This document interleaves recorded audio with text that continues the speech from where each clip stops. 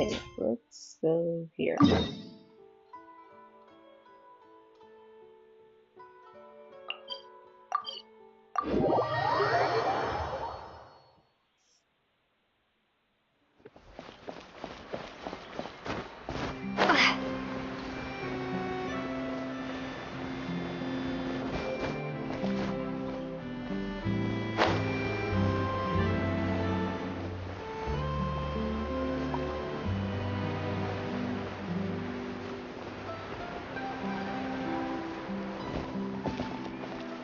Soon I will actually upload the bedtime story quest soon. I'm still working on the edits and voiceover as well. Oh my gosh, it was quite a... My head is like filled up with like so much like information. My head is like so hard to stay. It's like, ugh. It was like a lot of things happened. Oh, I won't spoil it until like I actually upload the video on YouTube. So for now, like I'm just gonna start this quest. There's so many quests for me to catch up on. So far the other quests I have so far is like Sutrines and Endless quests still, so I'm just trying to finish these quests before Natlan comes. And then Natlan comes, and then I will actually play their quests soon. I'm debating between like actually recording or live streaming the Archon quest, the next version of Natlan. I'm not really sure yet, but I'm still thinking about it honestly. And also, I've been kind of like looking around the animations and drawings and on the sword. But it's at the time, like, you know, I'm back at school, so I can't really do that much so far. But anyways, let me just basically discuss now.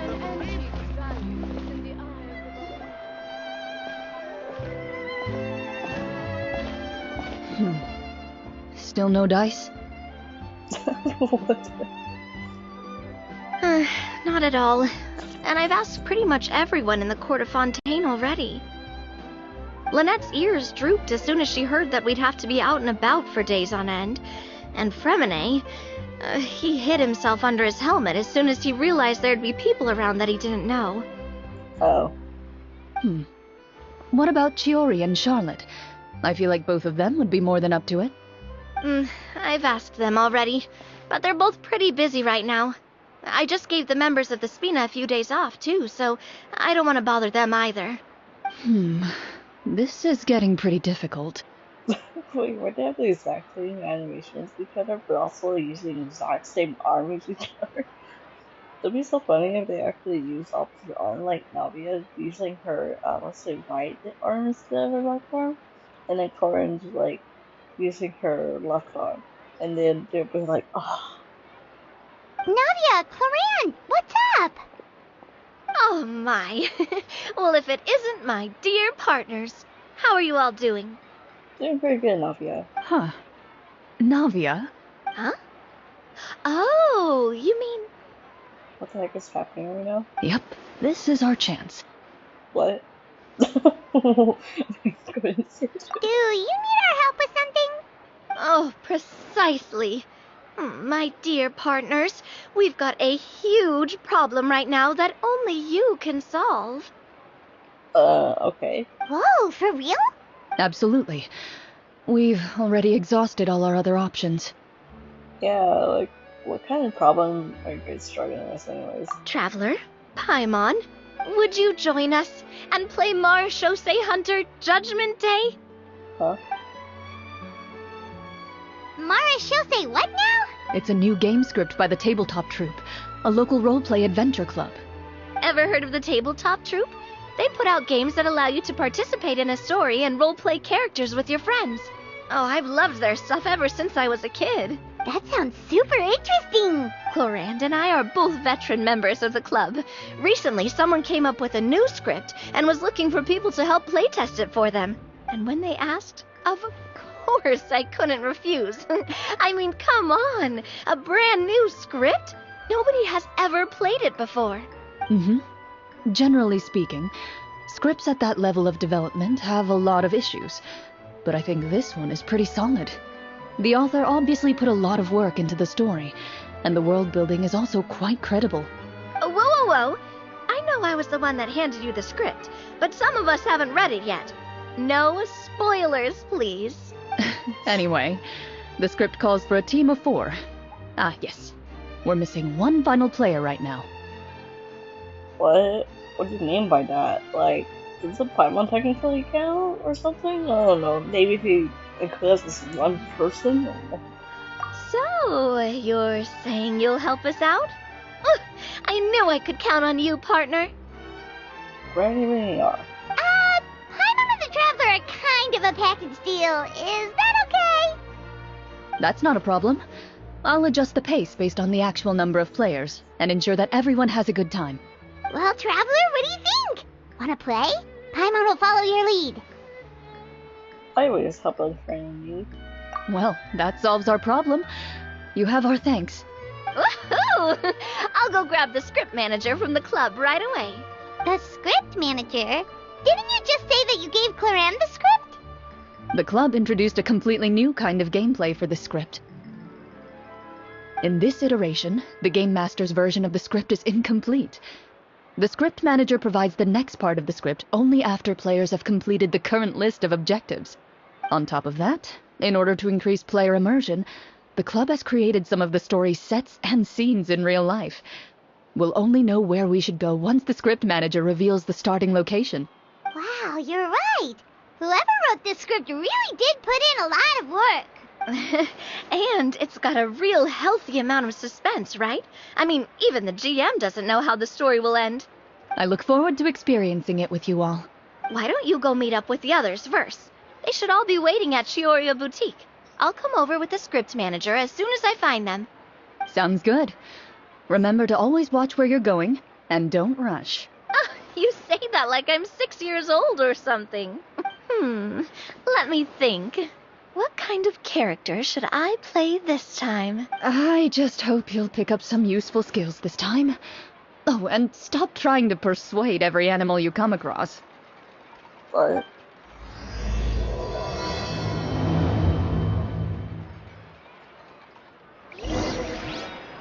I guess she definitely wants to pet a bunch of cats or dogs. Honestly, I don't blame her. If I were to see like a dog anywhere, I'll be like, oh yeah, I can pet that. Or at least try to. Oh gosh.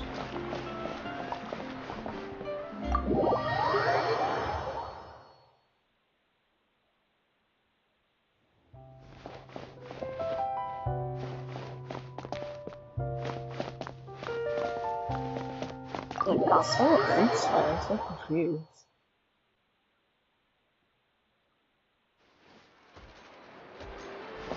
Oh. Sorry to keep you waiting. Oh look, there's Rena and Winnie. Ah, you're back! Huh? And you've got the Traveler and Paimon with you too! What a pleasant surprise. I assume you'll be joining us for the game then? Linny, Farina! Paimon didn't know you were playing too. Are you also members of the tabletop troupe? Maybe too. I'm more of a casual member if anything. I haven't taken part in many formal club activities. Lynette Fremine and I play something similar at the Hotel Bouffe Tété sometimes, but I'm usually the GM. Still, I'm sure it'll be fun being a player for the first time. I'm looking forward to it. I'm still kind of surprised that your voice actors also the voice of Blade. I'm like, how's that work?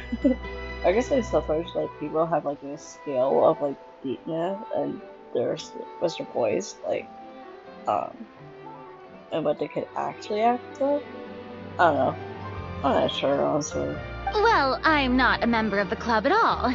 Chlorinde simply woke me up first thing this morning, said there was a good script worth experiencing, and asked if I wanted in. If you're interested, I can give you a referral. That should give you a 40% discount on membership fees. I think I'll wait to see how this experience plays out first, especially when it comes to the quality of the script. If it's sufficiently fun, then I'll join. Do you participate in a lot of tabletop troupe activities, Chlorinde? You could say that. She's actually one of the few senior game masters of the troupe. Ah, right. I knew about that even when she was still my subordinate. It's nothing. Really, just a small hobby of mine. Wow. Hyman's so used to seeing you be all upstanding and intimidating as the champion duelist. It's kind of hard to imagine you role-playing with a bunch of friends. Yeah, I would agree. It's very weird. So, like, everybody having any problems with rules. Surely you jest.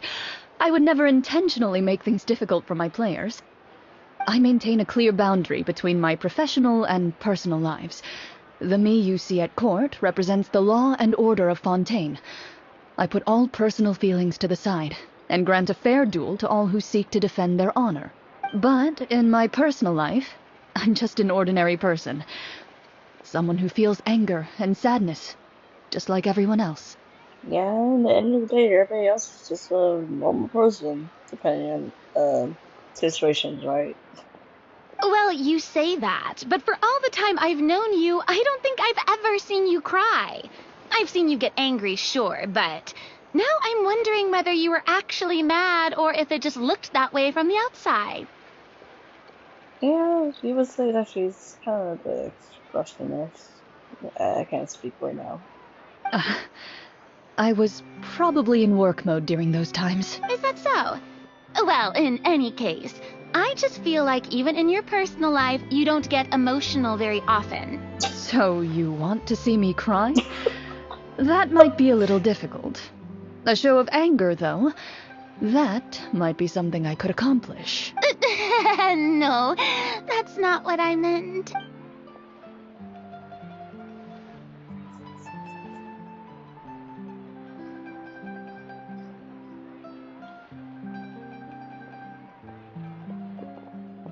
I'm back! Here, allow me to introduce you to the script manager, Mr. Florian. Why is he dressed like that? Pleasure to meet you all. Why do you look like a Musketeer, actually? Never mind. Hello. Wait, are you a champion duelist too, Mr. Florian? Yeah. Yeah, I just don't really match your whole entire color scheme. Like, what's going on? I'm like, okay, red? He's got like blue, red, brown, white, black, and also like purple in his eyes for some reason, and yellow at the exact same time, but also like somewhat bronze. It's weird. Oh no, this is just the costume provided by the club. I occasionally play a few of the roles in my scripts. Oh, okay, that's why. I was like, what the heck are you dressed like that, dude? That sounds like a lot of work. It's nothing. It's the least we can do to give the players a more immersive experience. Anyway, allow me to give you a brief introduction of the script. This script was adapted from the real history of the Marechaussee Hunters. You all will play the role of hunters from a bygone era and resolve a series of events unfolding in the capital. Paimon's not super familiar with the history of the Marechaussee Hunters. Is that a problem? No, me either, Paimon. Why are you saying that you all don't know this? I'm like you. Oh, no problem at all. I can give you a brief rundown. So, basically, Marechaussee hunters were people who dedicated themselves to hunting monsters and protecting the city by using a special swordsmanship technique passed down over generations. Their story can be traced back to the ancient Remurian dynasty, as well as the first hunter, Cassiodor. But I'll leave the finer details for you to seek out and discover later. Mm-hmm. And I'll provide additional commentary as the story progresses. In that case, brave hunters, are you ready to set out on an unknown adventure? Whoa, just one sentence and it's like we're in the story already. Aha, I see many a determined gaze before me.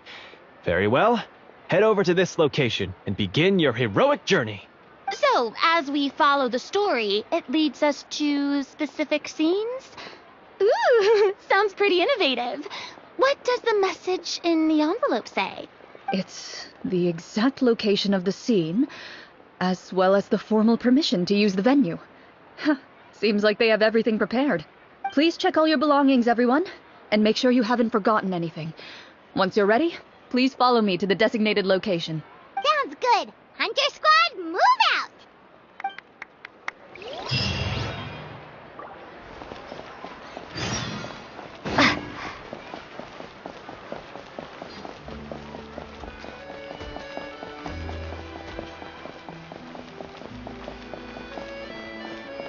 I just couldn't tell right there. It's easier to navigate my way.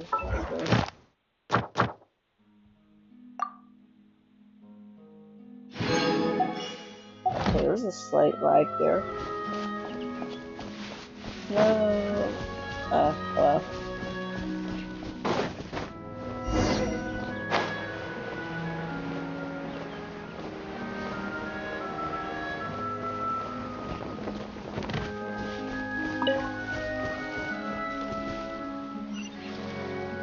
Over there.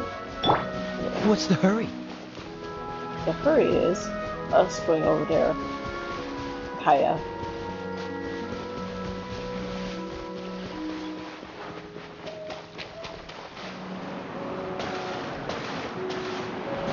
Okay, there we go.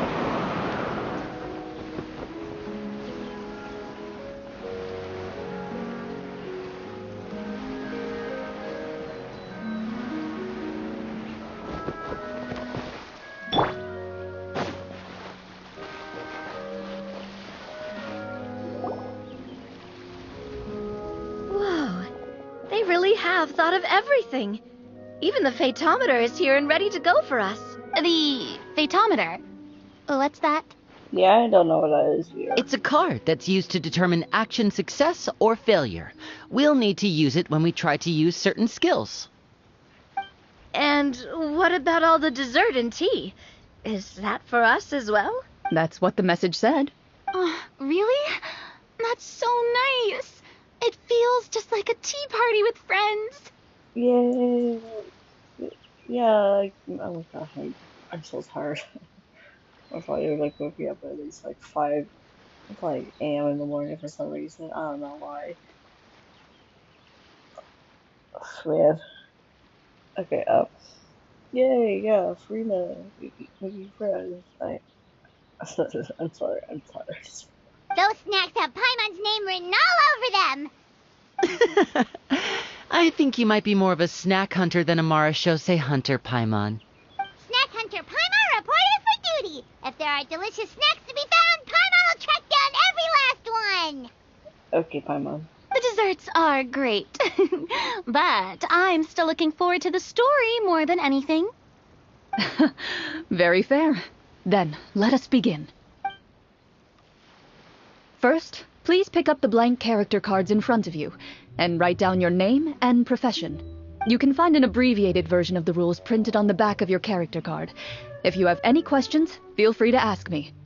I'm not sure why, but this reminds me of a card game like Mafia or something like that, where you actually take different roles.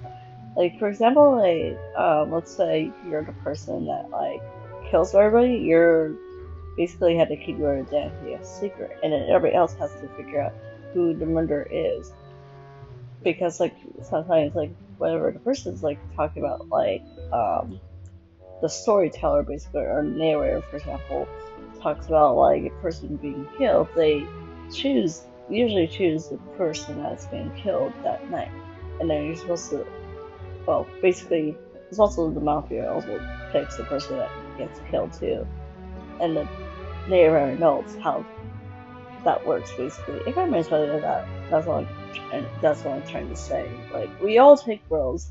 We all have a role to play basically. In this story, everyone is a Marashose hunter. To reflect this, the club has prepared a small badge for everyone. Ooh, nice!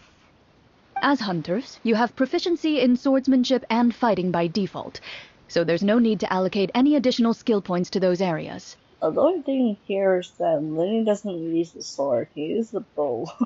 He's literally the only bow character in this whole entire group. Swordsmanship? So there's a fighting part to all of this? Paimon's not sure she can do all that on her own.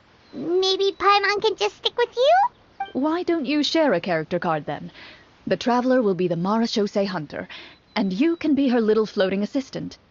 Yeah, a little fairy. Huh, kinda like in real life. So, for the name, do I fill it out with the name of my character? Yep, it can be any name you like. You can use your real name too if you want. I do that whenever I get too lazy to think of a new name. Oh, so it would be like experiencing a different life, but still as yourself. That's not a bad idea. In that case, I think I'll continue to use the name Linny then. Next up is the skill sheet. You have a limited amount of skill points that you can use to learn a number of skills. The more points you invest in a particular skill, the easier it will be to pass associated checks. I'll take persuasion and investigation. Those are must-haves when it comes to missions like these. Oh, those skills sound like they'd be useful for gathering intelligence. Good idea, Navia. So should we also take those skills then? Not necessarily. Since we're working together as a team, we could leave the negotiations to Navia and use our skill points to pick up other useful skills. For example, I think I'll take stealth and sleight of hand. That will give us more options if we run into any situations we can't negotiate our way out of. Oh, interesting. I wasn't thinking about it like that. I suppose it's not so different from an acting troupe. Everyone let me see. I'll take arts and performance. I'm not quite sure what use they'll be, but I'm not as knowledgeable about the other skills, and I'm not too confident I'd be able to roleplay them well. I mean, yeah, you've been role-playing for almost, let's say... Yeah, I'm not gonna spoil anything, actually, never mind. Well, that leaves us. What do you want to learn, Traveler?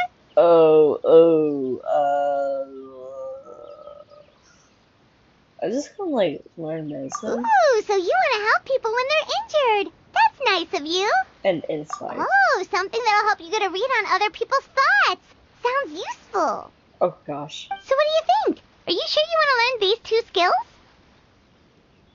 Ooh.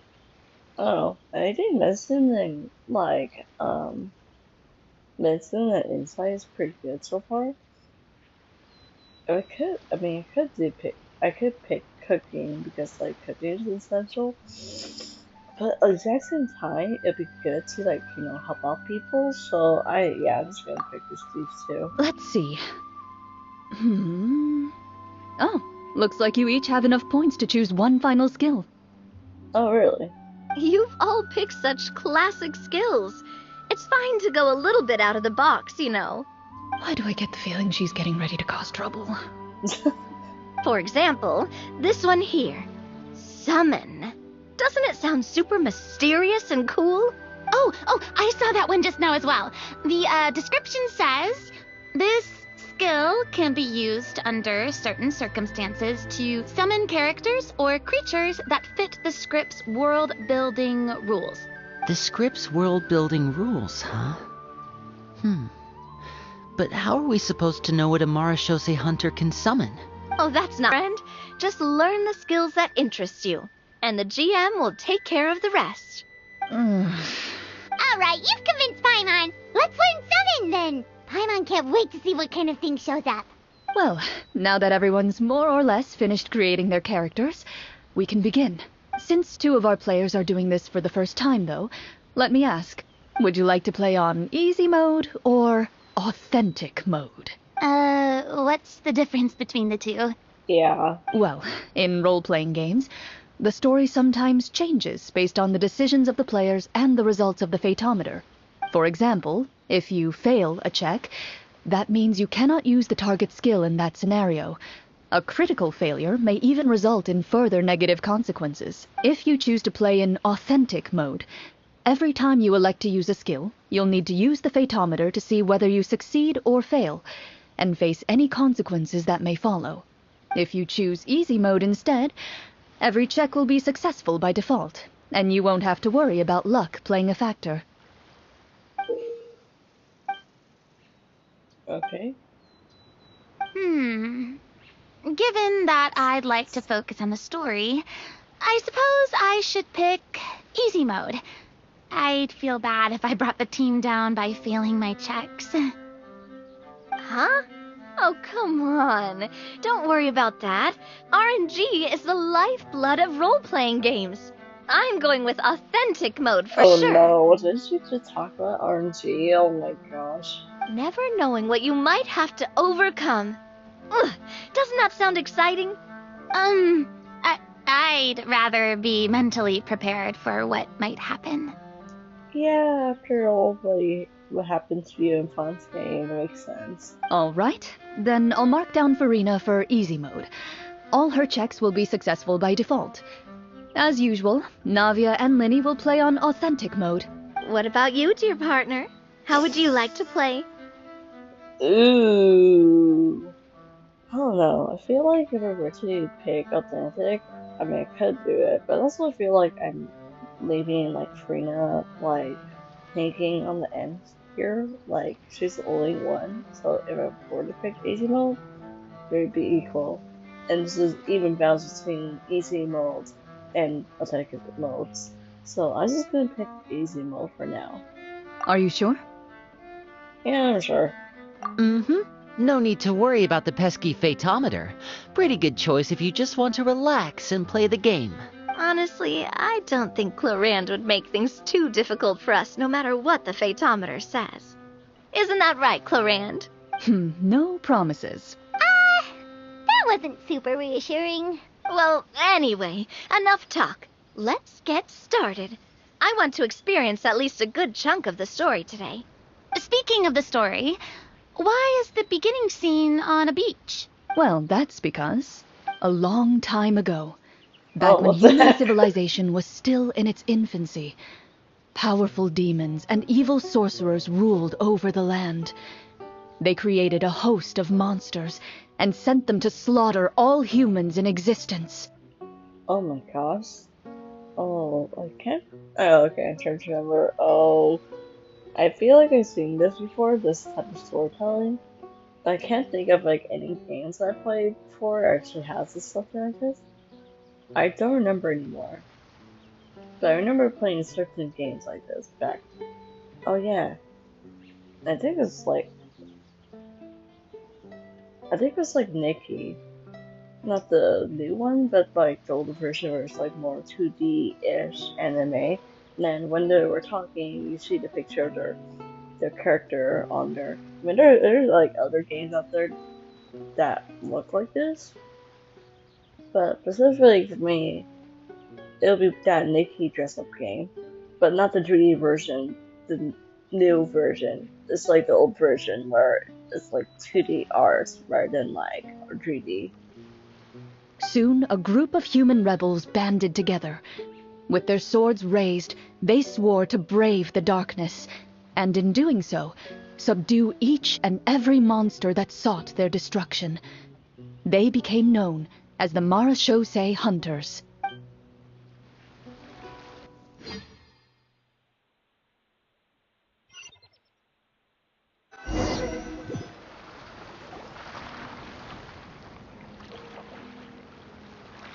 Sometime later, as a member of the Marashosei Hunters, you receive a commission. Following the address provided on the message, you take a boat and arrive at this strange city. As you inhale, you can taste the slightly salty air of the docks as you begin to survey your surroundings. There aren't many people in the vicinity, but you do take note of a few others who, like you, seem to be sizing up this place. It's really cool. I like her design here. It's really good. Your eyes meet, and you realize these people are fellow Marashosei hunters, likely led to this location after receiving the same commission as you.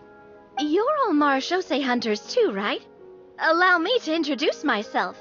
The name's Navia, monster hunter by trade and helpful neighborhood businesswoman on the side. Oh wow, her outfit looks so pretty. Oh my gosh, she also like has a coin. What say you to traveling together? We can help each other out on the road. Okay, count me in. Why does Lily look so funny? My name is Linny. I've been wandering since I was little and picked up a few less than legal tricks along the way. I was adopted by a Marashosei hunter and later chose to follow in his footsteps. Is this where you introduce your character to everyone? It sounds like they've done this dozens of times. My name is Farina, and And, I grew up in a noble family. I always had a strong interest in performance and the arts. Even though I'm a marchese hunter, what I really want is to be a performing artiste. Hey, that's really cool.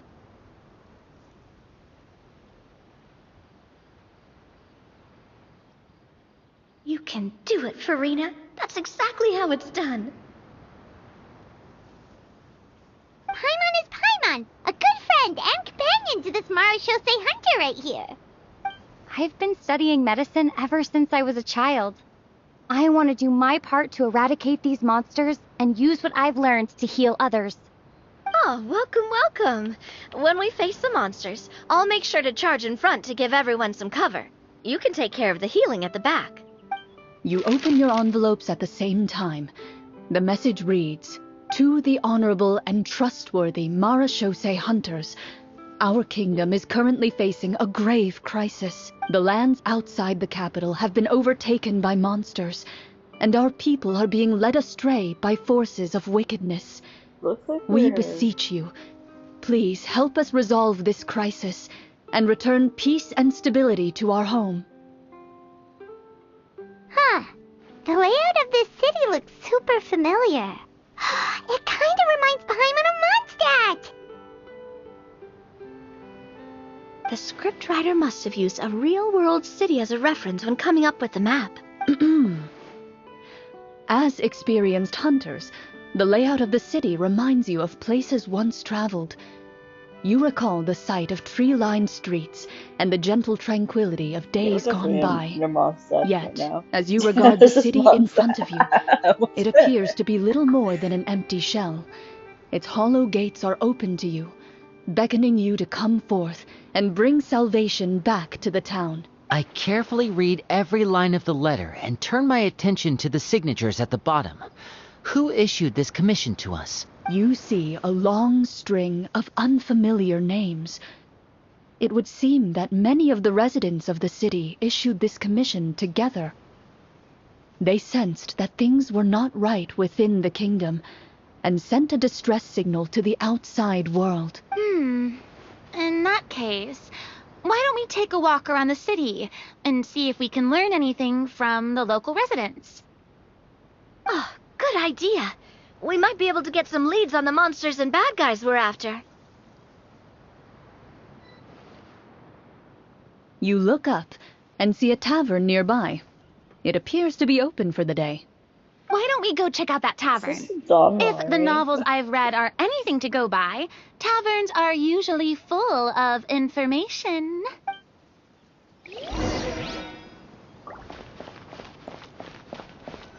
As you approach the tavern, you find a plainly dressed woman standing nearby. She appears to be rather troubled about something. She's not standing, she's sitting.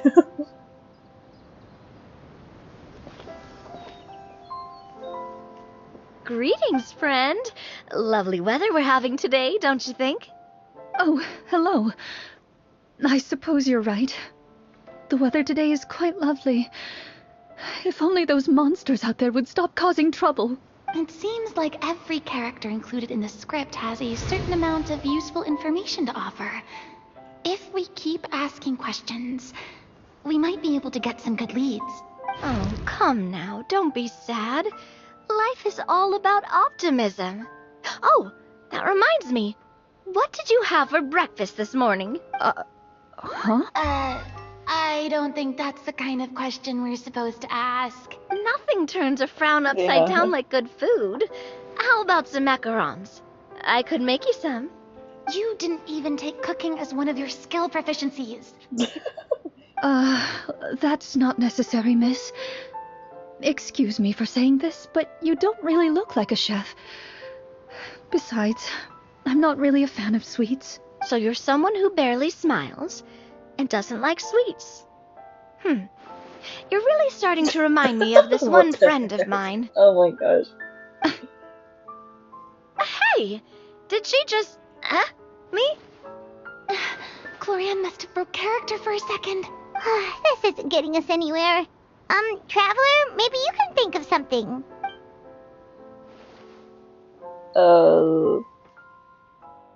I'd like to do an insight check to see what's troubling her. The results of insight checks aren't disclosed to the players, so I'll be the one consulting. What? You recall all the lessons you've learned in your time and begin to carefully observe the woman's mannerisms. You notice that when she's quiet, she has an empty look in her eyes, as if her thoughts have drifted to a place far, far away. And when she speaks, she often subconsciously reaches out to touch the ring on her left hand. Ooh, something happened to her husband. So you noticed. That's a little embarrassing. A horde of monsters suddenly appeared near the capital recently, so all the guards were dispatched to fight them. Do you remember when those monsters appeared? I'm not completely sure. All I know is that my husband was dispatched to fight them 3 days ago. Do you know where he was sent? It all happened so fast. When we said our goodbyes, he couldn't even tell me where they were sending him. You have our thanks, friend.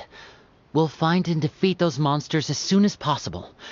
We sincerely hope your husband will be able to return to your side soon. Oh, thank you. Don't worry. We'll find him. Just try to remain optimistic and wait for good news. We don't always get to choose what happens to us. But we do get to choose the little things like what we eat and how we respond to the things life throws our way. I hope that one day you too will recognize the power of something as small and inconsequential as a delicious... I'll do my best.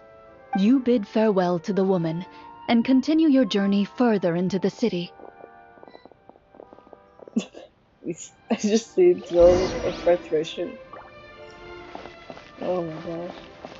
It definitely feels very immersive, actually, yeah. It's definitely, we're definitely monsters. As you venture further into the city, the streets appear largely empty. An elderly woman walks past. You see her shake her head as she puts away her wrinkled wallet.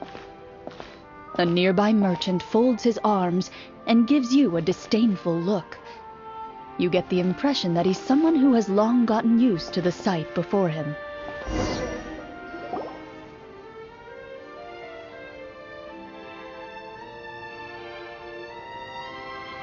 Although he doesn't seem very friendly, merchants are usually a good source of information, right? Pardon me, sir.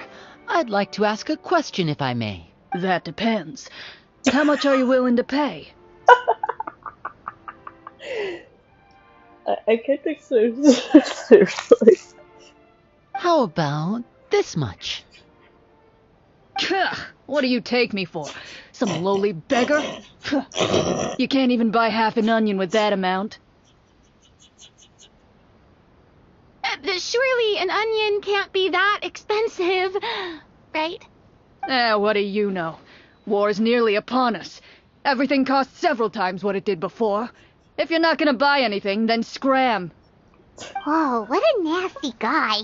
Maybe we shouldn't even bother talking to him. Oh my gosh, it's so funny. But he still might have information we need. Traveler, can you think of something? Ew,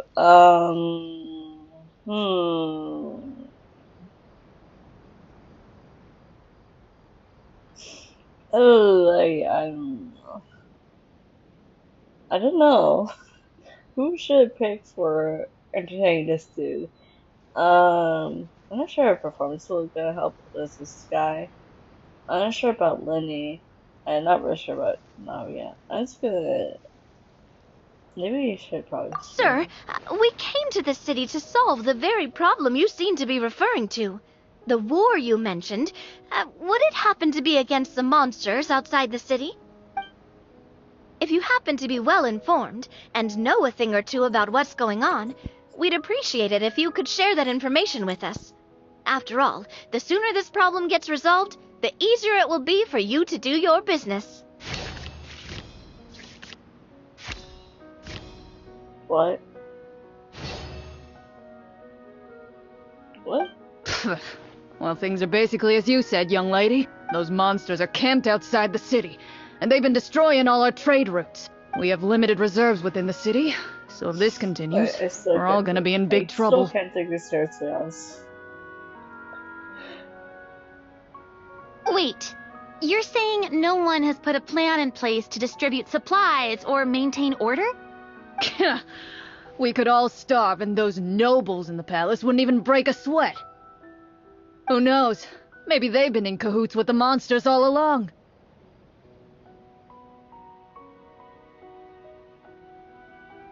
That is concerning. Alright. That's all the information you need, right? Off with you now. I've still got business to do. You know, if you smiled a little more, you'd definitely get more business. And I bet that would make your life just a little bit sweeter. I'm not saying it's guaranteed to work. It's just a tip.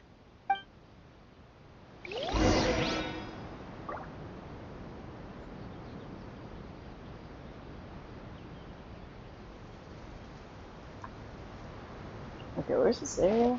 Should we try to go somewhere with more people? Oh, how about the city square? Follow me. Oh, over here. Yeah, we're definitely amongst that. That I know.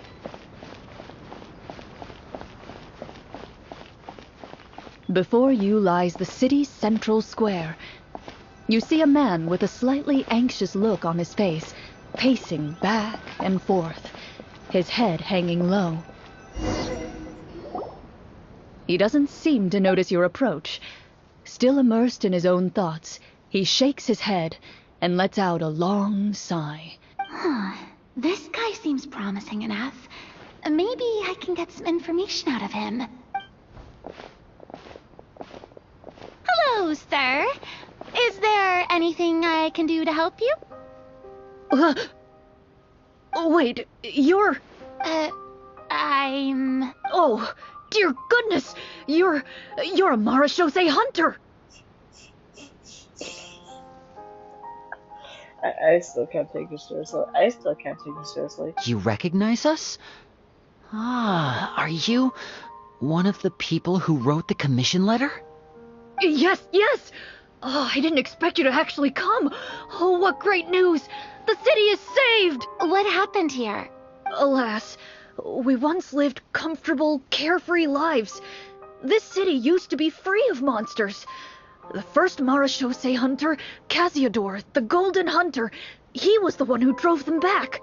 However, monsters have once again surrounded the city. Perhaps the seal that kept them at bay has lost its power.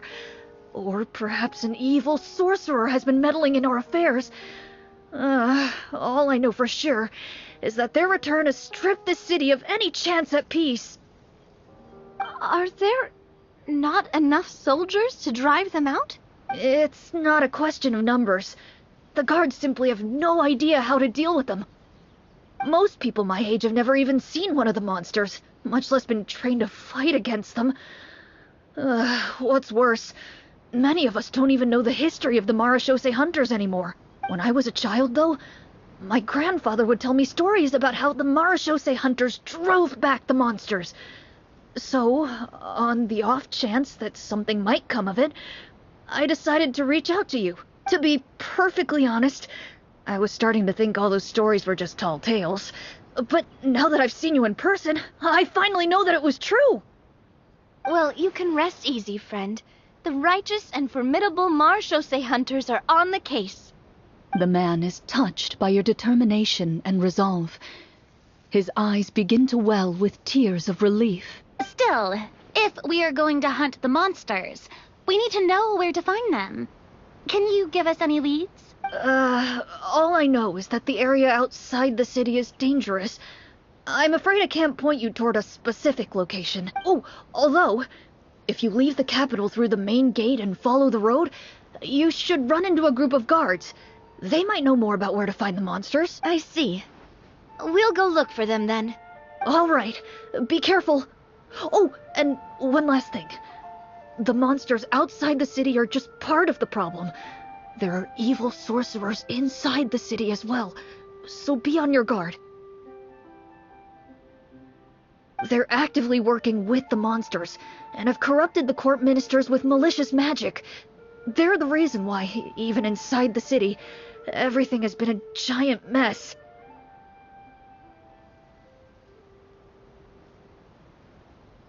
Even one of our kindest ministers has turned into a boorish and unreasonable figure, interested in nothing but enacting laws that exploit the people. Who knows how much longer we'll be able to go on like this.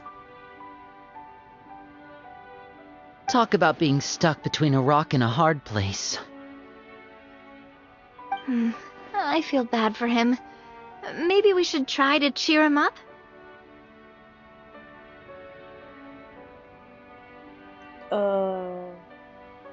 Sing him a song. Like, now? Is this really the right time? I appreciate your kindness, but for now, it's more important to focus on the crisis at hand. Brave hunters, I leave the future of this kingdom to you.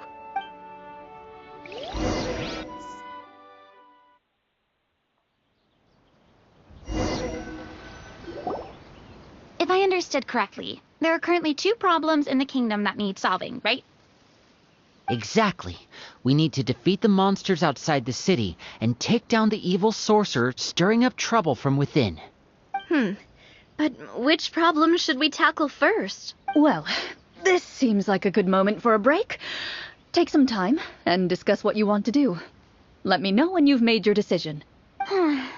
I really didn't expect the people in the city to keep us at arm's length like that. I totally thought the hunters would be treated like heroes. Well, Chlorinde said the script took cues from the real history of Fontaine, right? Maybe the real-life Marachose hunters were also treated like that. I wouldn't say it's a perfect representation of history, but there are definitely some similarities. Would you like to hear more about it? Sure. As long as it doesn't spoil anything in the script. You brought up bits and pieces of the hunters' history before. Paimon wants to know too. The hunters were super powerful, right? Were they all from a special line of supernatural beings or something? Kind of like the yokai in Inazuma? No. All Marachose hunters were ordinary mortal fighters. The only thing that set them apart were the special sword techniques passed down over the centuries. Huh? So you mean anyone could become a Marachose hunter? In theory, yes. All you would need to do is survive the rigorous training and master the swordsmanship techniques required to fight the monsters. Still, most people dropped out at the early stages, and others called it quits the minute they saw a monster in person. To become a hunter, you must be strong in both body and mind. What kind of monsters did the hunters fight exactly? Oh, and the evil sorcerer the script mentions. Did they exist in real life too? The land of Fontaine once played host to an ancient dynasty known as Remuria. After that dynasty fell, monsters began to appear, intent on obstructing humans from establishing a new social order. One of the ancient sorcerers of Remuria used his power to assemble a formidable army of golems. He sought to use that force to establish himself as king. Now wait a second. Don't tell me that guy was the inspiration for the evil sorcerer in the script. We still haven't found any in-game information on him yet. So, why don't you talk about someone else for now? Well, I wasn't planning on going into anything you might be able to find out in the game. But if you want me to talk about something else, then... how about Casiodor, the Golden Hunter? Or Egeria, the ex-Hydroarchon?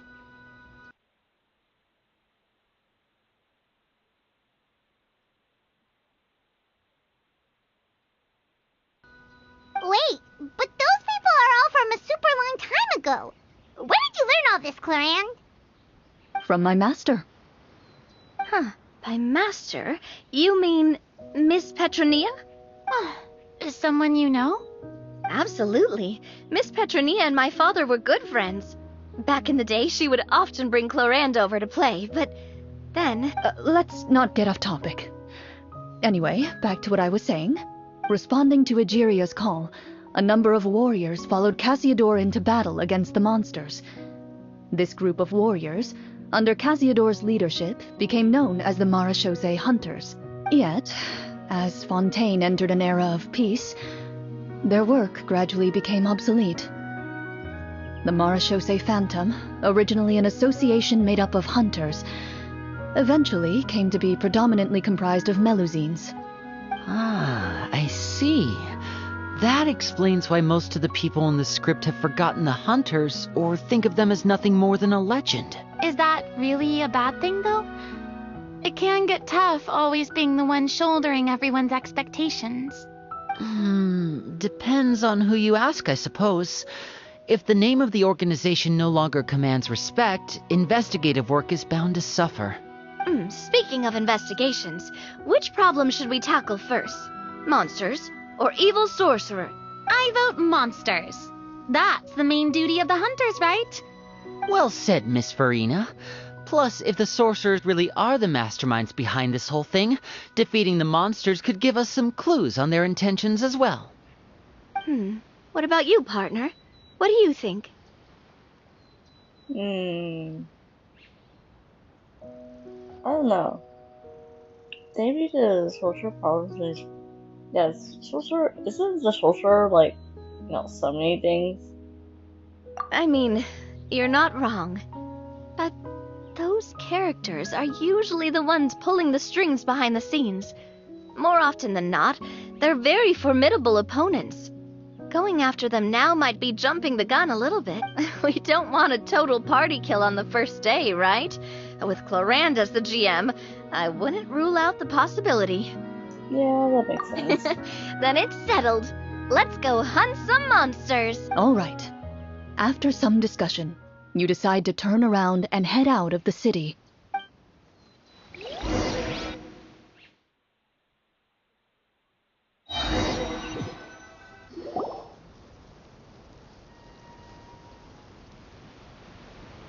Let's take a look around, like that guy said. You there! Outsiders, halt! I still get nervous. Who's there? An armored man approaches you. He has a tall, muscular build and a determined expression in his eyes. He doesn't look Just like that one muscular. look, and you can tell he's fought in his fair share of battles. Although he's trying his best to conceal his current state, his uneven gait and the sweat dripping down his forehead make it obvious that he's been wounded and is in serious pain. I'm the captain of the guard. I saw you sneaking around the city earlier, so I'll only ask this once. State your purpose, or it's off to the dungeons for the lot of you. What kind of accent is that? Wow, it's been a while since someone's been this suspicious of us. I said talk, not whisper between yourselves. Have you ever heard of the Marachose Hunters? Marachose hunters? Ha! That fairy tale, you mean? What, do you expect me to believe you're one of them?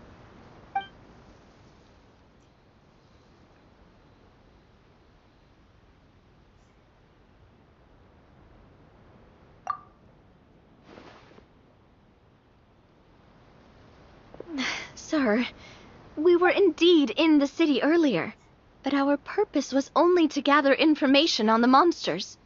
We're here to help this city and all the people within it. Your guards are still fighting the monsters as we speak. They could be seriously wounded and in grave need of support. You need all the help you can get.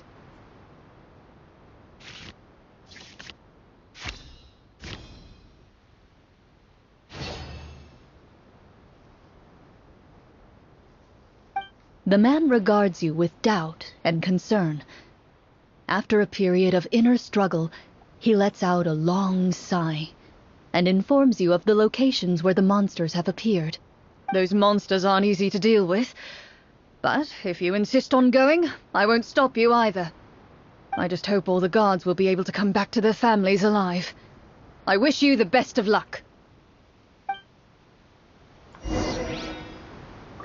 Okay, I guess we're playing, but this is kind of a bad team.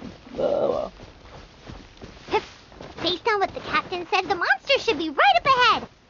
Alright, come on. Let's go. Hopefully we're not too late.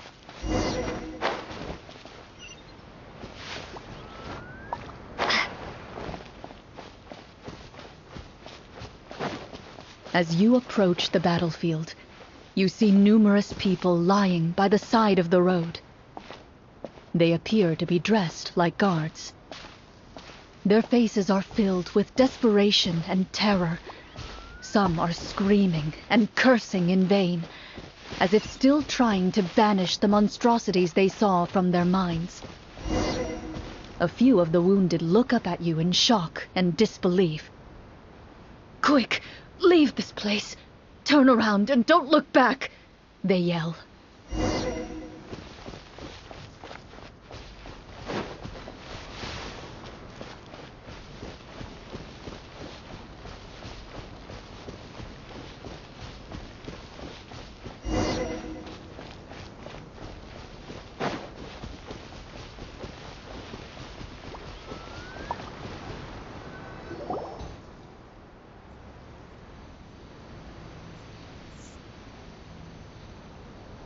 Where does This is Hogwarts the come place he from? mentioned, right?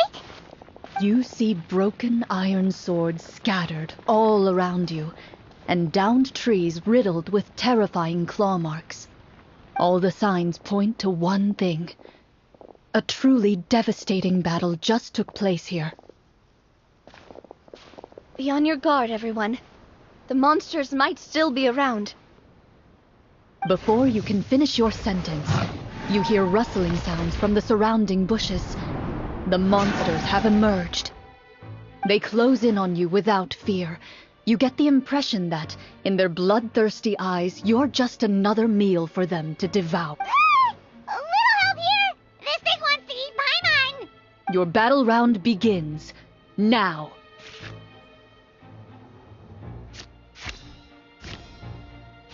Okay.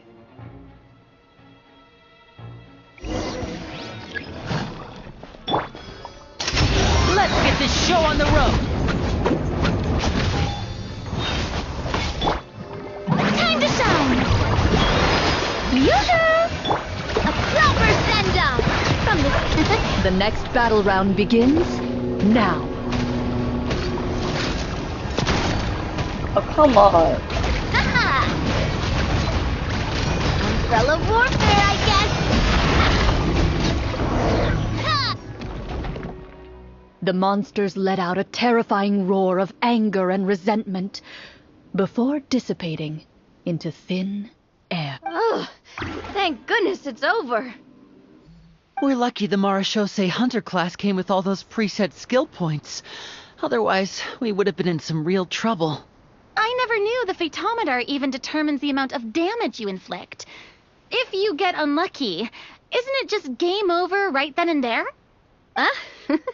That's part of the fun. The uncertainty of fate is what gives these games their appeal. Just as you begin to celebrate your victory, a suspicious lump on the ground catches your attention. A suspicious lump. Wait, could it be the thing that appears after every battle? I walk up to it, crouch down, and begin to carefully examine it. I've still got my right glove on, so it should be fine for me to touch it, right? As you investigate the mound, you discover that the exposed portion appears to be made of wood. It was previously obscured by the large form of the monsters. With the monsters gone, the small protrusion now awaits your discovery, poking out of the ground like a shy flower bud. Whoa, it's a treasure chest!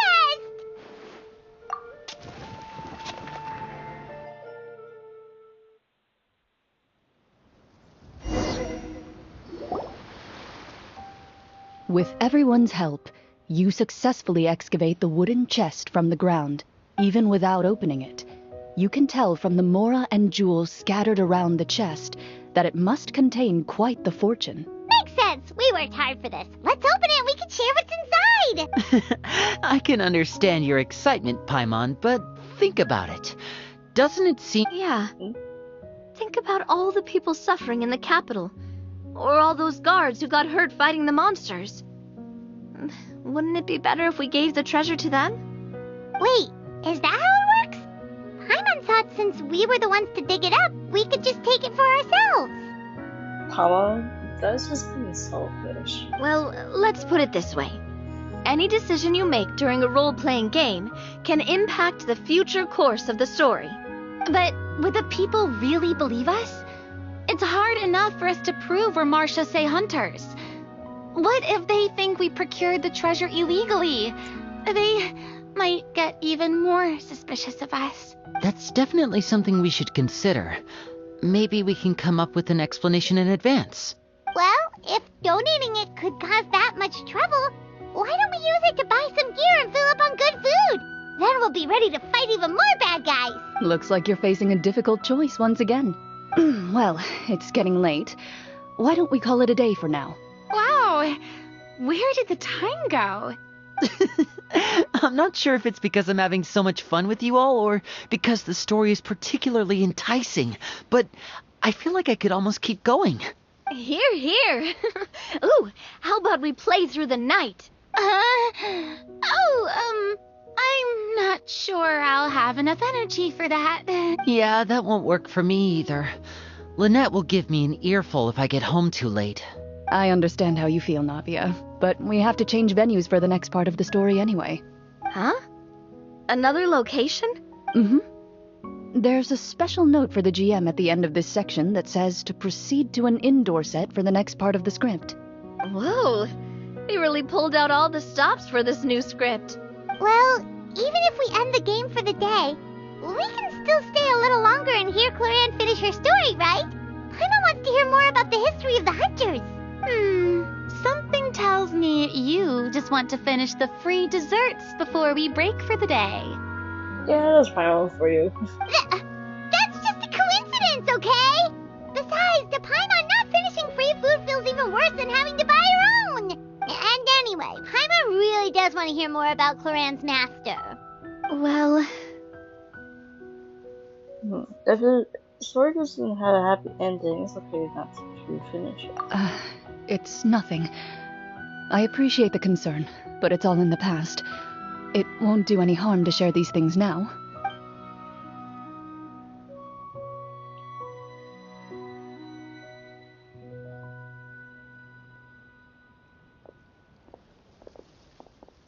My earliest memories are of living with Master. According to her, she saved me from certain people of ill repute. My birth parents had left me behind some time before that. What a heavy beginning for a life story. Master was a fascinating individual, if inexperienced in the ways of raising children. My first ever toy was a short sword. Although I suppose it wasn't so much a toy as something Master removed from her waist and handed to a noisy child in need of distraction. Oh wait, so she handed an actual sword to a child? Isn't that dangerous? Did you hurt yourself? Yeah, who gets an actual weapon to a child who doesn't know how to use it? Of course I did. I cut my palm and bled quite a lot. But Master was not concerned. She just stood there and casually lectured me about it. See, that's what you get for not holding the sword properly, she told me. She then crouched down next to me and said, "Give me your hand. I'll teach you to bandage this wound. After that, it's time to learn how to truly hold a blade." Excuse me for asking this, Chlorinde, but how old were you exactly when all this happened? Probably around, 3, give or take. 3? Isn't that when most kids are still struggling to hold a fork? As I said, Master was rather inexperienced in the ways of raising children. She believed trial and error was the best way to teach a child what they're capable of. I'm not so sure this is a question of experience. I didn't see anything wrong with her ways at the time. And anyway, children don't get to choose how they're raised. Oh, she did bring me back a pet from Liyue once. It was a geovishap hatchling. She has a geofish hatchling as a pet? A geovishap hatchling? For a pet? That seems even more dangerous. What she said was this: make sure to get along, you two. If you really can't agree on something, just settle it with a fight. Whoever loses is the real pet. And how old were you when this happened? 5. Well, did you win? No, I lost.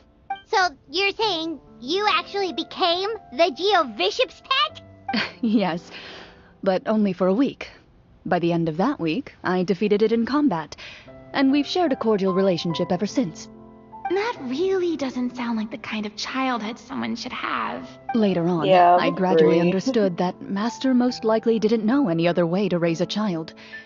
She was a marechaussee hunter, but I never heard her bring up her own parents. Thanks to her, I learned how to navigate the forest by the age of 6, and could hunt monsters in the wild by myself the year after that. Even though the training she subjected me to was strict, she always made sure to take me traveling when she had the time.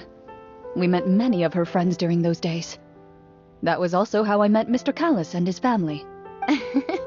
I still remember the first time we met. You were too scared to join our picnic and hid behind Ms. Petronia the whole time. I still hadn't really met many children my age at that time, so I didn't know how to interact with others. After that, though, you started coming over a lot. You loved challenging people to shooting competitions, remember? I don't think many members of the Spina ever beat you in one of those. I had a lot of fun during those days. I enjoyed them too. Oh, do you remember that one time we went exploring around the Spina together? We overheard Papa call your master Fontaine's Protector of Justice. We tried to pretend like we never heard anything, but you nearly let it slip that one time. Protector of Justice? Oh, wait, you mean that vigilante hero from 20 years ago? The one who was always active at night? Yep, that would be her. She often would put on a black cloak and go out at night. I never knew where she went or what she was doing.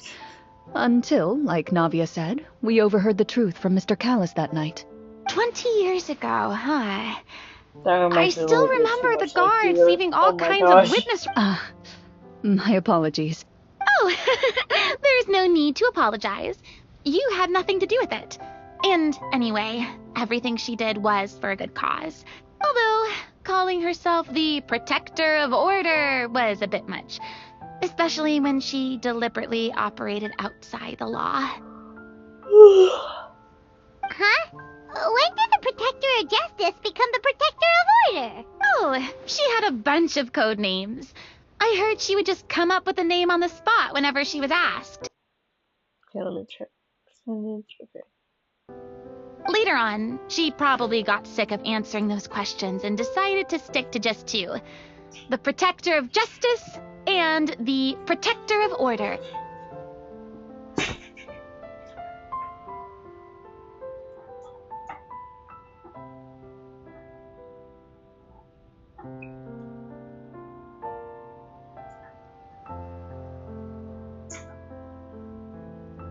That sounds like her, all right. I bet she forgot which of the 2 she'd use by the time she got back each night. Oh, I don't know. I feel too tired. Well, she Also, certainly because sounds like a fascinating individual. With her strong sense of justice, it's no surprise her student followed in her footsteps. Yep, indeed. Yep, indeed. Well, I'm gonna be back. I'm gonna use the bathroom.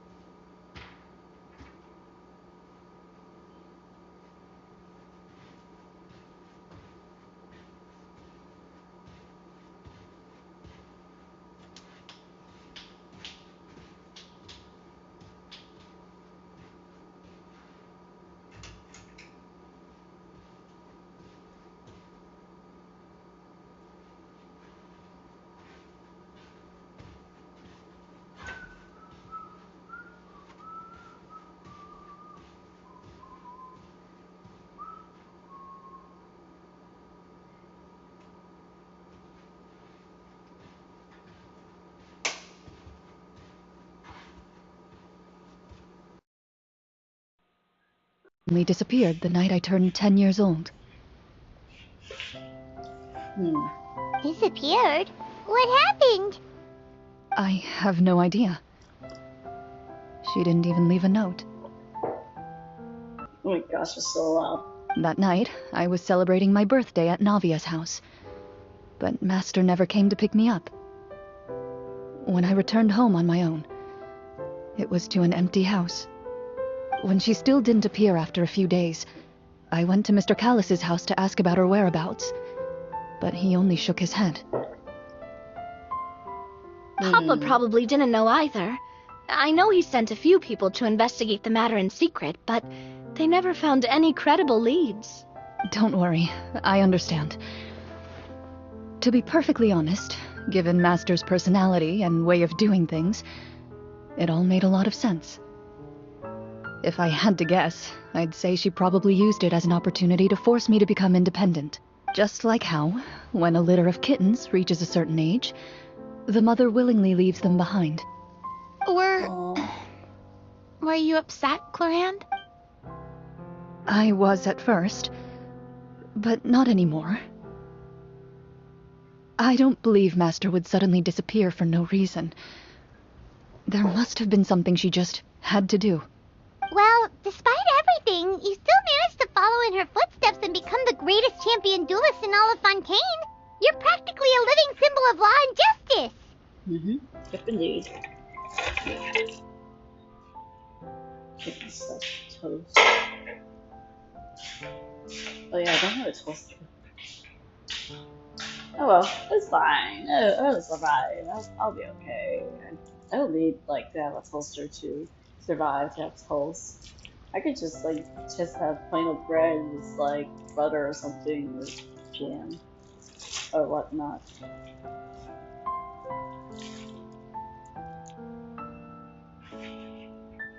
Oh, someday you should probably get a toaster though. But I think next time. So much stuff. Too much stuff. Thank you, stuff.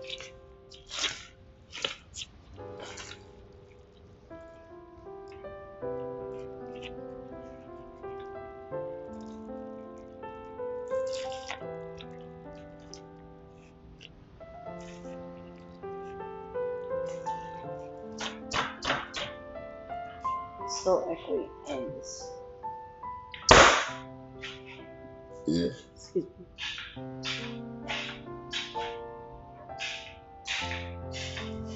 Let's see.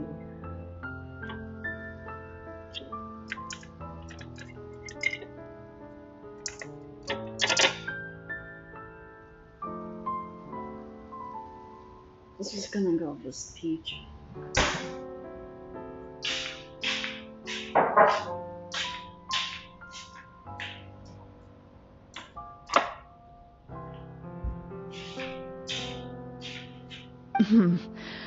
I suspect my position would be far too by the books for her. Master always did whatever she pleased. But you're right. I suppose I do take after her in some ways. Yeah, definitely. Who knew Chlorinde had such an interesting past? I never had the chance to ask her about it before. One thing my parents forgot to get me is something to take out the lid here. Oh no. Wait. Another way to take this out.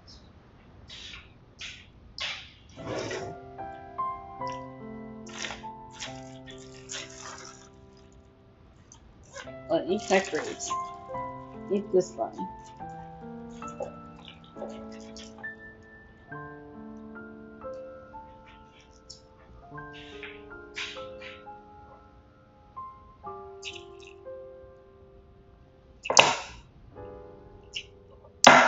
Yeah, that's not gonna work. Okay.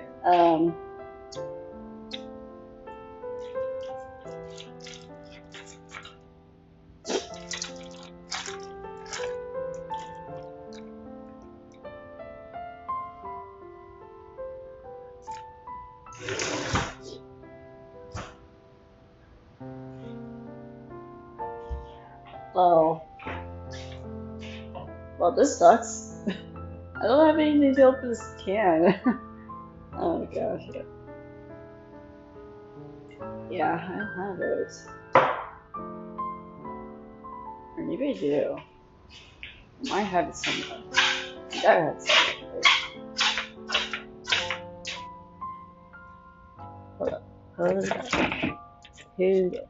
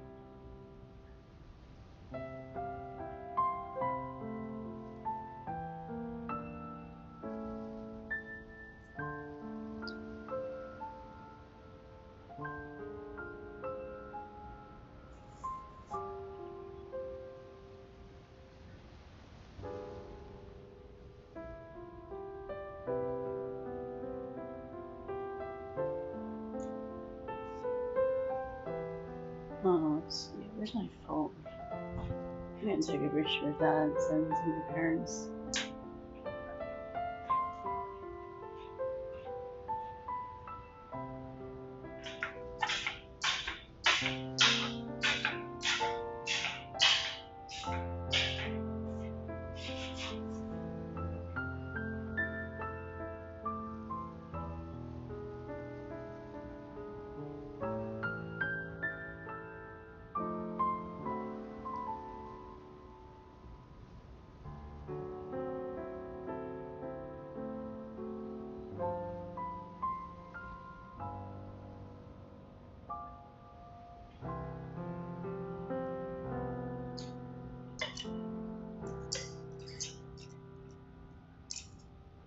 I wonder if Chlorine's master were the champion duelist back then.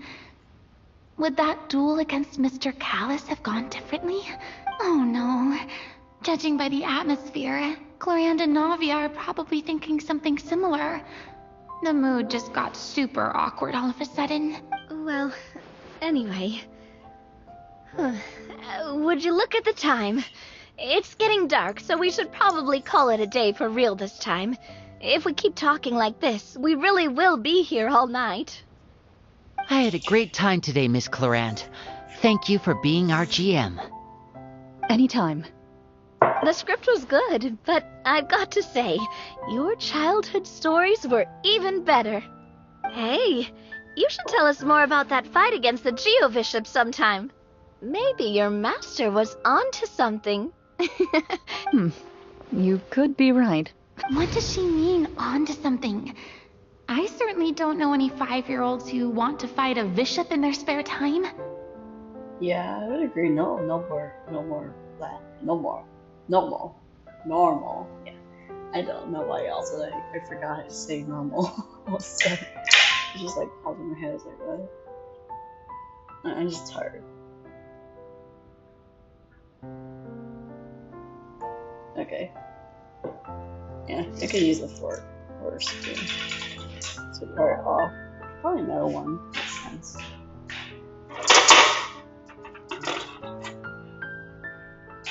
Just gotta remember, don't like break the fork. I'll do this.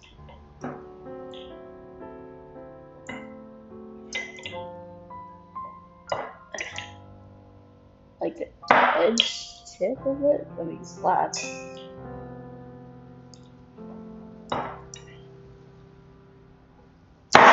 Yeah, it is difficult though. I probably off with a fork or a spoon.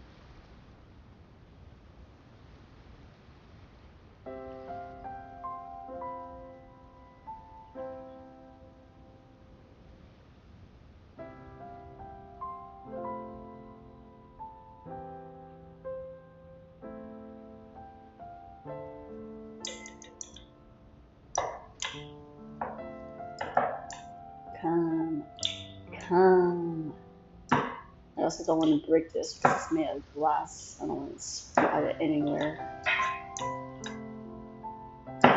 This is so difficult, actually. How you do this? Yeah, I don't want to break this. That's what I'm doing. I just don't want to break anything.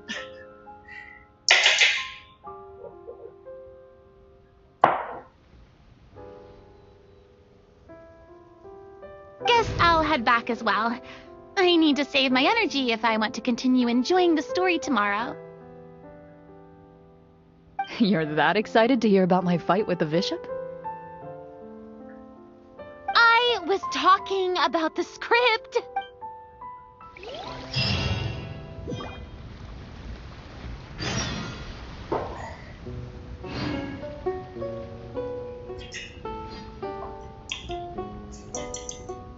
Yeah, it's also kind of hard to get grip on this.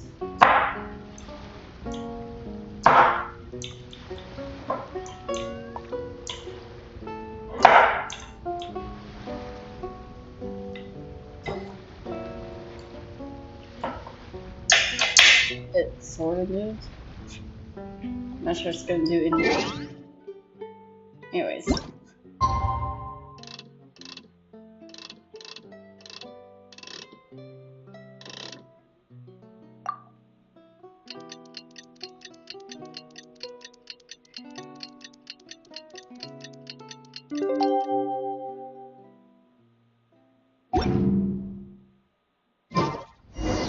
Let's go meet up with the group.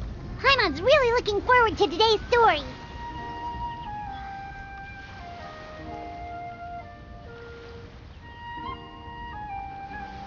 Okay, yeah, that's probably easier. Rather than just trying to off this report.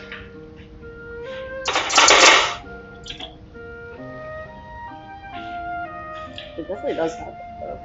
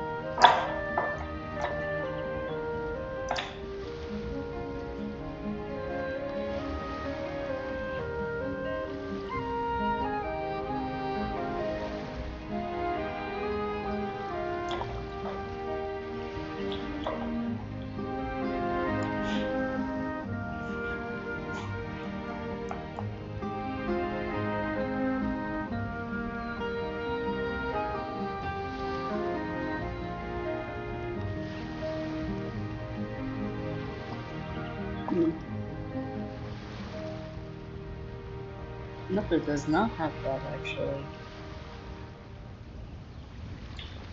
Okay.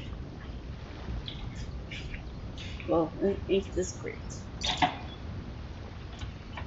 Okay. Might as well.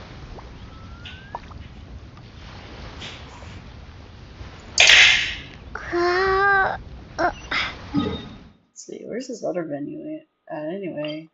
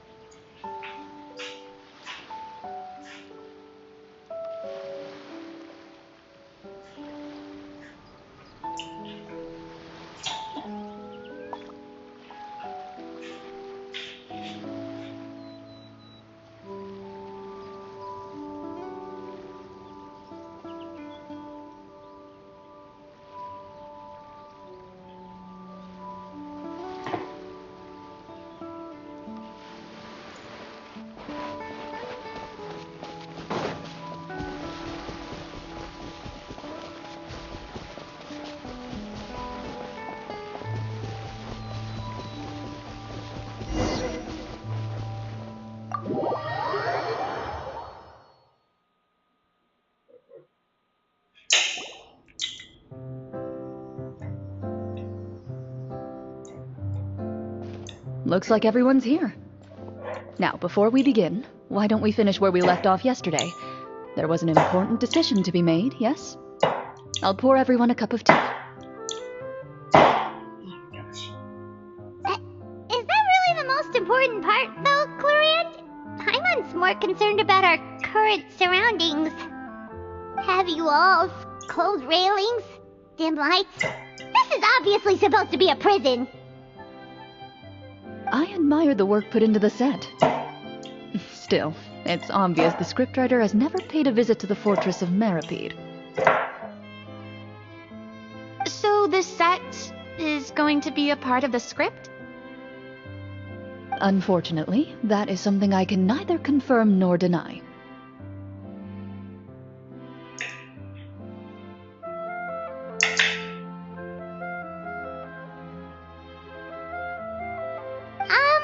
Anyone think Clorinde's smile is starting to look kinda scary?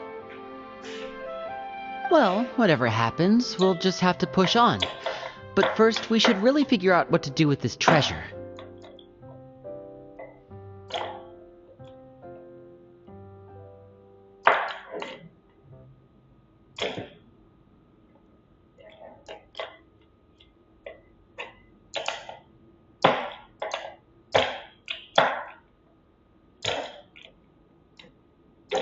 Oh my gosh, this is so hard. If we're worried about arousing suspicion because of our identity, why don't we give ourselves a different name, just like Clorinde's master did?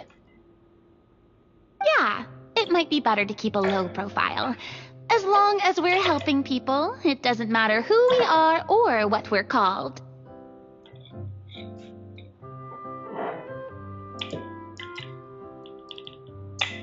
Oh gosh. Yeah, I'm trying pretty hard. Staring at me won't get you anywhere. Or did you want some more tea? Paimon's good. Thanks. Why aren't you saying anything, Navia? Wait, what's that next to you? Oh, this is the short sword Chlorinde mentioned last night. I found it. Huh. I'm surprised you managed to track it down after all this time. Well, I made sure to take good care of it, considering the circumstances in which you gave it to me. Of course I had to keep it safe. Anyway, where were we? Oh, right. I was just thinking about all the potential ways for us to break out of prison. We could dig a tunnel, or try to bribe the guards. Oh my gosh, this is so hard. Wait, we haven't been thrown into prison yet, have we? Well, it's only a matter of time. It pays to be prepared. Just like how you should always have an umbrella on hand, even when it's sunny.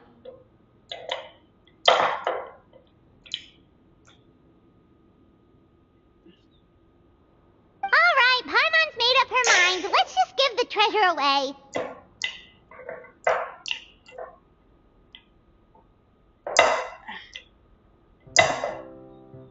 Paimon may have wanted to keep it, but if it's going to land us in prison somehow, Paimon will be too upset to enjoy her snacks. Turns out Paimon cares about snacks than more about So, suspicion. you reached an agreement? All right then, we can continue with the story. She's a fool. Oh, and we'll collect all the scattered pieces of treasure on the ground as well. Oh my gosh, Paimon. Oh. Yeah, that took longer than anticipated. Trying to open this can. All right. You collect the treasure and make your way back to the capital with your bag of loot in hand.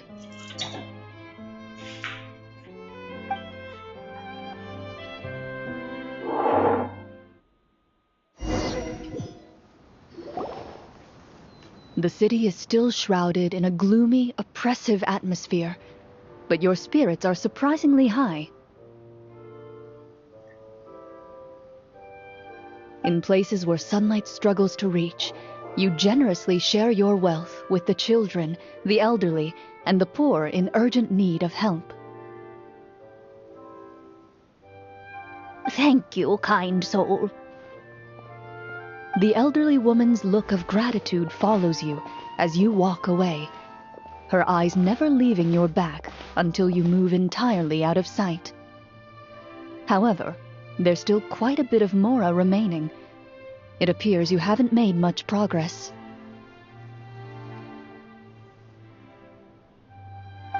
She's probably trying to tell us to speed this up. We need to hurry up so we can address the sorcerer problem. Should we go find that man again at the square? He seemed like a pretty responsible guy. I'm sure he knows the people here far better than us. Oh, good idea! Just as you start to make way to the square, intent on finding the man again, there's a voice. Oh, taking my coat. Oh well.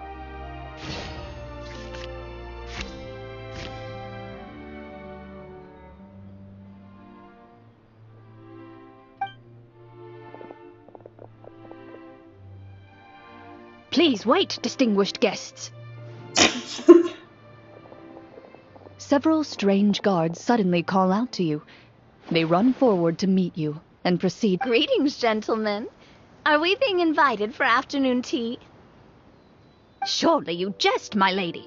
That would not be our place. It is His Excellency the King who requests to meet with you.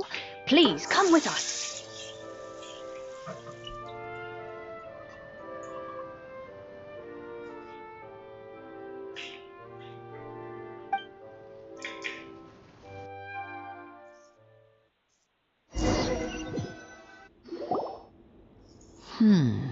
Do you think this could be a trap? Might as well could be. Who knows? Well, we have to investigate the court at some point, right? Meeting the king himself would be a fantastic opportunity to do that. I say we go for it. If something happens, we'll just turn the whole place upside down. Oh my gosh, who knew that opening a jar would be this hard? Oh well. All in 8 days in, I still opened the jar, yay. But oh my gosh, using a can opener that didn't do it as easily as I thought it would be, yeah, that was challenging. That sounds a little intense. After a quick discussion, you nod to the guards and agree to follow. They lead you all the way to the audience hall of the palace. Gilded tables line both sides of the hall. The space itself is adorned with all manner of expensive antiques, glass shelves, and silver candlesticks. The items appear quite ordinary in size and dimension, yet their presence somehow makes the emptiness of the hall feel even more surreal and ominous. Wow, it's so luxurious! The elderly king, clad in a magnificent robe, sits upon the deep crimson throne before you. He wears above his head a majestic crown, with a gemstone the size of a bird's egg set right at the very front. As you observe it, you see a complex pattern of light reflect off its surface. Ahem! They're here, your majesty. A man dressed in dark clothes, likely a minister, shields his mouth with his hands and bends down to whisper a few words to the king. After a moment, he lowers his hands and stands back up. His gaze shifts to fixate on your group, but he does not move from his place at the king's side. The king does not appear entirely aware of his surroundings. The man by his side, though. We should keep a close eye on him. The king remains still and says nothing. The minister is the one who speaks. Esteemed guests, allow me to thank you for coming to our faraway kingdom. Unfortunately, His Majesty the King finds himself quite exhausted from work. So please allow me, his Prime Minister, to welcome you in his stead. I've heard tell that your group, the Marechaussee Hunters, used your exceptional ability with the sword to repel the monsters near the capital. Such a great deed deserves to be rewarded. However, seeing that I was not fortunate enough to observe such a feat with my own eyes, you'll forgive me for seeking to verify the truth by speaking to you myself.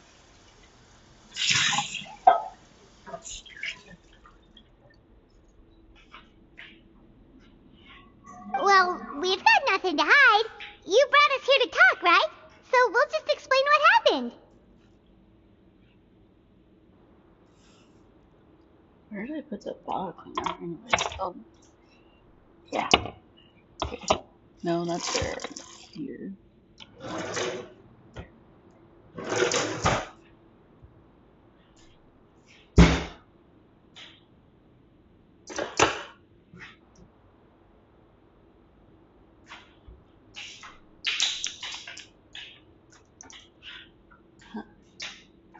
There we go.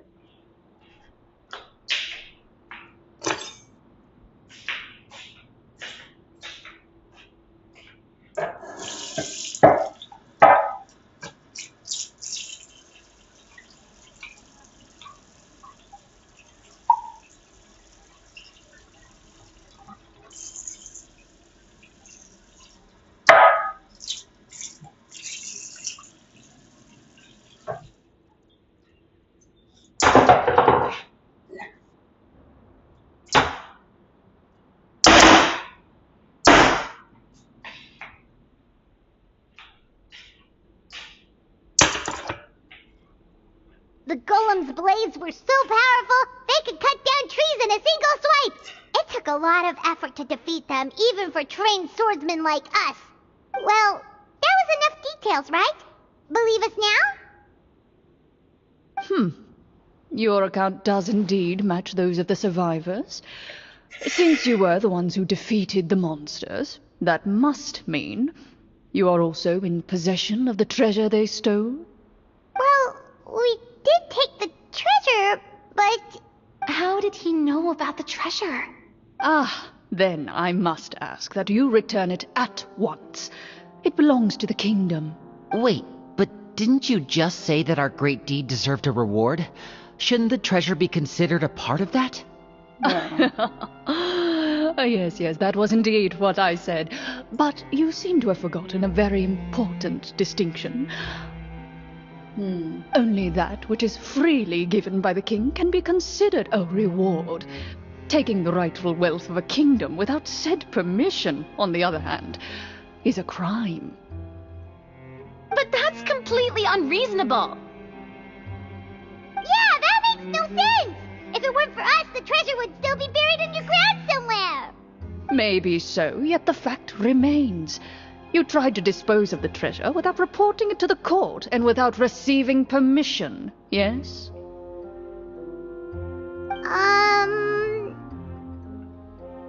What, no answer? Surely you're not insinuating that you, a group of legendary marechaussee hunters, sought to take the treasure for yourselves? Well, what about the king? Is he just gonna let this guy talk for him the whole time? Clad in his magnificent robe, the king remains seated, with his hands resting on either side of the throne. His posture is rigid and unmoving. He stares forward with an empty look in his eyes, completely unmoved by the events before him. From the look of things, could the Prime Minister be the evil sorcerer? Or could both the king and the Prime Minister have fallen under the evil sorcerer's control? I would like to observe the number of guards stationed in the hall. The guards in the palace appear fully armed, their expressions solemn.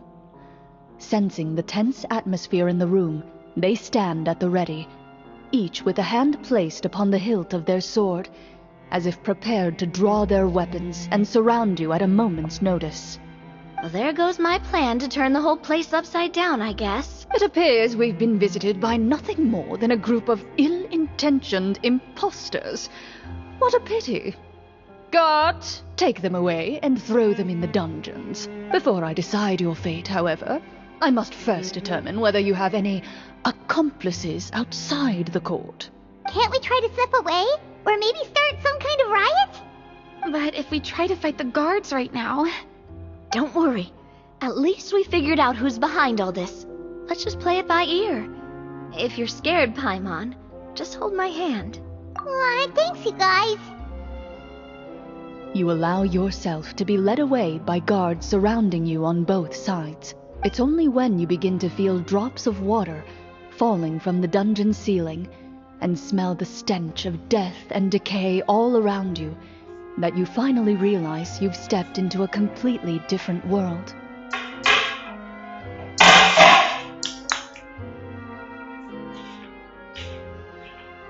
Stay here, and don't try anything funny.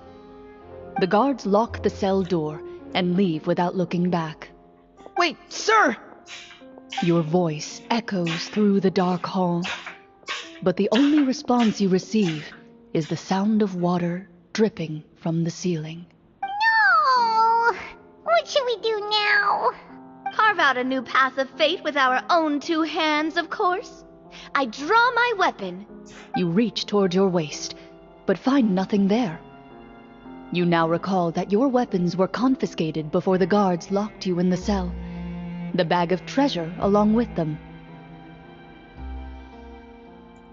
It's like